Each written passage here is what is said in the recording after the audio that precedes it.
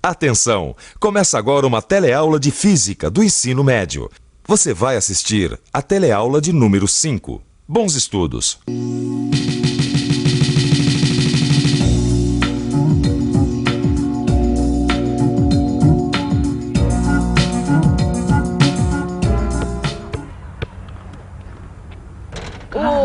Chua! Mais uma humilhante derrota, hein, João? 21-10. Eu nem gosto de basquete, meu esporte é futebol. Mas sabe que o basquete, além de mostrar o meu talento, vai ajudar a gente a entender um pouco melhor de física. Física? É. O basquete tem a ver com física? Ué, olha, tudo que sobe, desce. Hã? Você sabe por que a bola sobe e desce? Esse é um dos assuntos da nossa teleaula de hoje. Nessa teleaula, você vai ficar conhecendo a aceleração da gravidade, vai aprender o que é o movimento de queda livre e vai aprender a fazer uns cálculos sobre o movimento de subida e descida de um projétil. O que acontece quando a gente joga um objeto para o alto?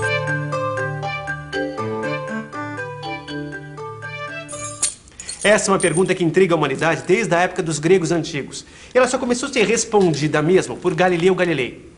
Já ouviu falar desse famoso físico na nossa primeira teleaula? Galileu criou uma experiência para verificar a queda de dois corpos com massas diferentes. E ele chegou a uma incrível conclusão. Quando a resistência do ar influi pouco, corpos diferentes, soltos na mesma altura, caem juntos e atingem o chão ao mesmo tempo. Galileu é conhecido como o pai do método experimental. Esse método revolucionou a história da ciência. O pulo do gato do método experimental foi perceber que criar uma experiência é criar condições para que um fenômeno ocorra. Por exemplo, um amigo meu não acredita que uma bola de aço e uma pena possam cair juntinhas. E podem. É só criar condições para a observação desse fato. Muitas vezes isso só pode ser feito em laboratório.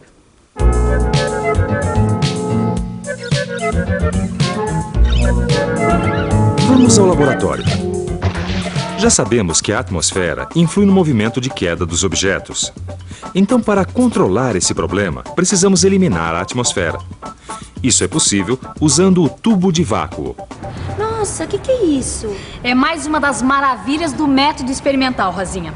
Olha só, é uma foto que mostra as posições sucessivas de duas esferas de massas diferentes caindo dentro de um tubo de vácuo. Olha, repare que as duas esferas ocupam sempre a mesma posição em cada instante. Ou seja, as duas esferas estão caindo juntinhas, Rosinha. Como disse Galileu. Exatamente. Agora preste atenção em outra coisa importante. Para se chegar a essa foto, foi usada uma lâmpada especial chamada estroboscópica, que ficava piscando em intervalos de tempos iguais. Quer dizer, para ir de uma posição até outra, as esferas levaram sempre o mesmo tempo. E repare que a cada intervalo de tempo, a distância percorrida pelas esferas vai aumentando. Você consegue dizer o que está acontecendo? Mesmo intervalo de tempo e distâncias cada vez maiores. Vamos pensar um pouco? Vamos pensar um pouco. Peraí, eu já vi isso na última teleaula. Se os corpos estão percorrendo a cada intervalo de tempo distâncias cada vez maiores, então já sei, a velocidade deles está aumentando. Raciocínio perfeito. A velocidade está aumentando, logo existe uma aceleração. Mas isso é só o começo. Repare nessa foto que ao lado da esfera, Rosinha, tem uma régua. E o intervalo de tempo entre uma posição e outra é de 1 sobre 30 segundos, ou 1/30avos de segundo. Bom, agora nós podemos fazer algumas medidas e fazer uma tabela. Tabela que você vai encontrar no seu livro de estudos. Observando a foto, é possível descobrir a posição em cada instante.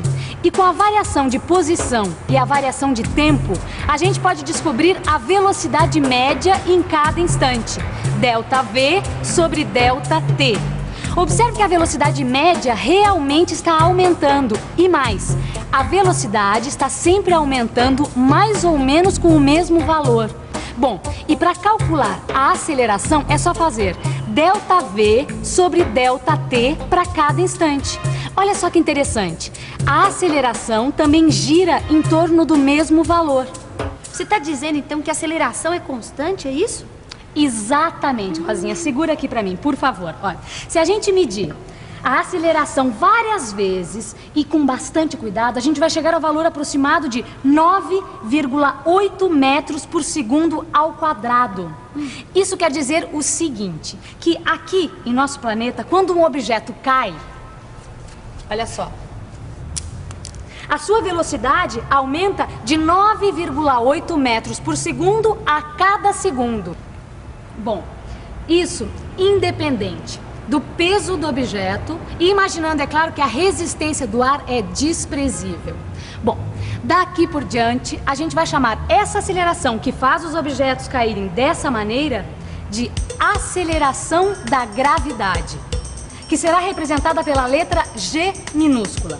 Bom, você vai conhecer melhor essa aceleração em futuras teleaulas. E como nossos cálculos serão aproximados, a gente pode usar o valor aproximado da aceleração da gravidade, que é de 10 metros por segundo ao quadrado.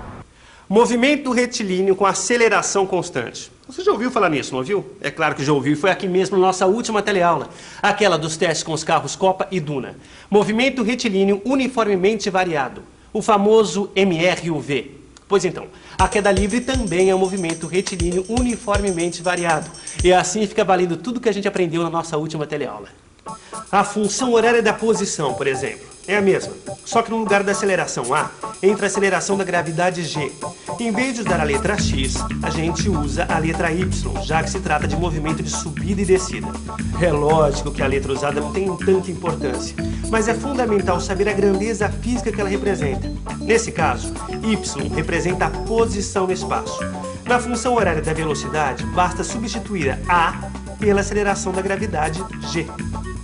Vamos ver agora um problema na prática. E na construção civil, a queda livre de objetos é realmente um problema. Olha só um exemplo. Se esse tijolo cai daqui de cima, opa! Quanto tempo ele levou para chegar lá embaixo? Bom, a primeira coisa que a gente precisa saber é a que altura o tijolo estava do chão. Isso eu já sei que são 5 metros. Depois, a gente precisa definir um referencial e um sistema de coordenadas. Para isso ficar mais claro, vamos fazer um esboço. A gente pode medir a altura Y a partir da posição inicial deste andar. Assim, a distância entre o tijolo e a posição inicial, o Y, vai aumentando à medida que o tijolo cai. Quer dizer, o eixo Y tem o sentido positivo para baixo. Ou seja, a gente definiu a origem do sistema de coordenadas, a posição inicial do tijolo, que é 0, e a posição final, que é 5. A aceleração da gravidade G é 10 metros por segundo ao quadrado. Agora é só montar a função horária da posição. Substituindo os valores, chega-se à função y igual a 5t ao quadrado. Como a gente quer saber o tempo que o tijolo leva para cair, quer dizer, o tempo que ele leva para chegar à posição 5, é só substituir y por 5. Ou seja, t igual a 1 segundo. O tijolo demora aproximadamente 1 segundo para cair. Agora, para saber com que velocidade o tijolo chega ao solo, é só montar a função horária da velocidade. Substituindo os valores, fica v igual a 10t. Como o tijolo demora 1 segundo para cair, é só colocar 1 no lugar do t. O tijolo vai chegar ao chão com velocidade de 10 metros por segundo. Não, a queda livre eu entendi, né? Agora o que eu queria saber é essa história de que tudo que sobe e desce que tem a ver com essa bola aqui. Ué, tem tudo a ver, João. Você não reparou no movimento que você está fazendo? Que movimento? Esse, de jogar a bola para cima. Quando a bola sobe reta, ela desce reta, não é? Assim? É. Vamos entender o movimento da bola e também a sua posição e velocidade. Mas para entender isso, a gente tem que pensar que essa bola sobe e desce em condições ideais, ou seja, no nosso modelo, nós estamos desprezando a resistência do ar.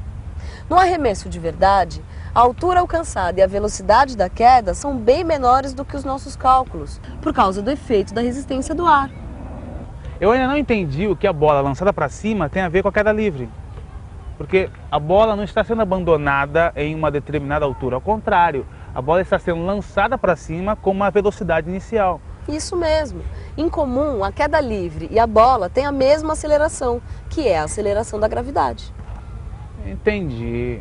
Então quer dizer que a bola jogada para cima também é um movimento retilíneo uniformemente variado. Claro, então não interessa, não importa se o objeto está subindo ou descendo. A aceleração da gravidade G é constante, logo trata-se de um MRUV.